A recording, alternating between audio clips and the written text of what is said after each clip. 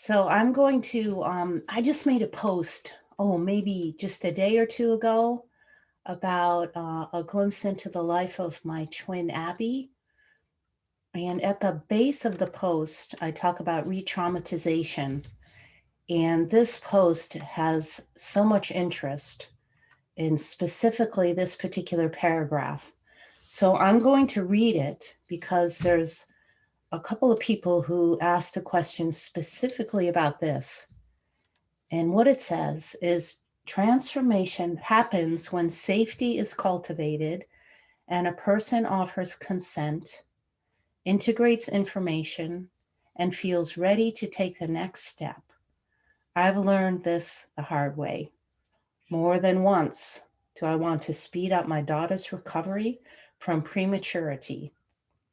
I continue to unlearn and learn how to cultivate readiness, resource in a held environment so true and long-lasting transformation can take hold. Yeah, so and another part that was highlighted was the teaching on the importance of going slow, listening, waiting, and trusting that readiness will ready when ready. So let's kind of unpack this a little bit. You can read the entire post on my page if you want to. But here, first of all, to safety, healing does not happen if there isn't safety. So we have to cultivate safety. And one aspect of safety is a person offering consent. So trauma is what happens when a person is not prepared and it's comes unexpectedly. They're not prepared for it. A boundary is violated, so there isn't consent. So on the other side of that, if we want healing to happen, the person who's been traumatized, or whatever, it doesn't matter how small or great the trauma is or how repeated, if the person isn't interested in healing, if they're not curious, if they haven't consented, if they haven't said yes, then we need to offer absolutely no resistance and, step back, step back, step back, and cultivate safety. So, how do you do that? You have to develop a relationship. You have to become very familiar with the person. They have to become familiar with you. They have to know that you have their back. So, there's many different ways to do this. But one way is people who have trauma, it's always good to kind of look around and in the physical environment that you're in to feel that there isn't going to be an interruption, that there isn't anyone there that's going to interfere with the process that they're in grounding in the earth, breathing, and spending time, taking time, going slow. And you just wait, you wait. And when a person is ready to take the next step, they'll know that and they'll let you know. So offering no resistance, going slow, breathing. And then when a person is in trauma, it's often an early wound from a young age. So you can be in communication with that part and you can educate the person on how they can be in a friendly relationship with that part. So there again is slowing down. And when we're developing a relationship with a young part, that part can only take bite-sized pieces of information. So they don't need a lecture, that is gonna create a shutdown. So just little bite-sized pieces of information. In this particular situation, I'm talking about a dental procedure.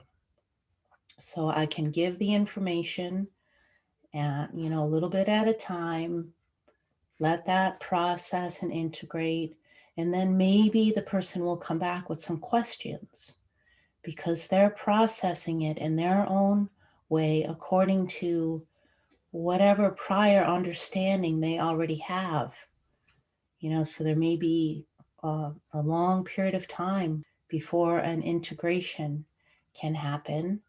And then you'll know when that has completed itself. Integration is continuous also, but then if you wait until you give more information. So a person can be in a process and at one point say, yes, like one step forward, but then they recognize something else, in their system, or a memory comes, and then they might step back again, change their mind. So that needs to be honored all throughout the process, in ourselves and in somebody else. And then what was the next part? The readiness. Yeah, so that's the readiness. So then the question is about, well, can you actually re-traumatize? So re-traumatization happens when we're not paying attention to all of these different cues in ourselves or in somebody else, and we're pushing for something to happen and it's not ready. So we had a meeting yesterday and we were talking about, you know, the birthing process. The birthing, when impregnation happens, it's in an ideal situation, it's 9 months of a gestation period before the labor even begins. There may be false starts every now and then, Braxton Hicks, imitation labor, and that still isn't, we're not there yet. So there's a long period of cultivating an environment of being safe and being held before any pushing happens. And that pushing comes actually really more natural in the body. The body then is ready for a birthing to happen, for a new possibility to unfold, a rebirthing.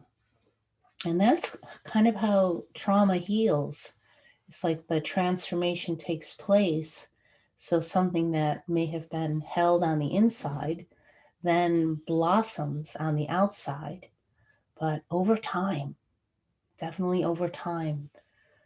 And then even after that, there's when a transformation happens, there's another period of time where there's integration for that to really root itself and take hold in the system.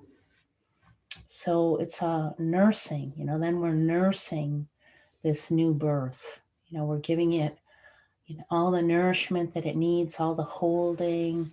We're attending to any part that it might not feel quite sure yet in this new environment, or maybe something happens in the new environment. So trauma is tender. We're tender. People are tender. And it's a very tender time right now. So I hope that is helpful. And if you have further questions about this, feel free to let me know. I'm preparing to offer a online course. For many years, 7 years actually, I offered a woman's embodiment journey, which covers so many processes in the journey of awakening and embodiment and integration and everything that happens along the way. And I've offered very little online. Many of you know I have my Thursday meditation, and I have a YouTube station, which is Prajna O'Hara, and I have many meditations there. But I've never really offered a course. I'm very much an in-person kind of thing. And if you've been on retreat with me, you know that I'm hands-on and I like to really work directly with people because I'm very body-oriented and I learn much more through my body than through my mind. And I think that probably many of us are like that. So I'm very tactile. And I'm learning, what this is like to be on Zoom and connecting with people and being able to still have a transmission and to feel into a person's body and what's happening for them. So I'm putting it together into an online course. And a lot of the course will be about deprogramming the feminine field of our bodies and clearing out the imprints of dominant culture And for many people, this will be around violation, trauma, sexual abuse, and really being able to come into a circle with other people of safety and of being held. And it will allow many more people to attend. So this will be wonderful. And I'm working on the putting the content online. It will be live. It will be limited to a certain amount of people, so that everybody can have individual attention. And we'll have some breakout rooms, and there'll be a little bit of homework, processes, and journaling, and some art, some movement. So stay tuned for that. And yeah, let's see how this goes. So thanks for tuning in. I'd love to hear from you. Have a beautiful Sunday. Ciao for now.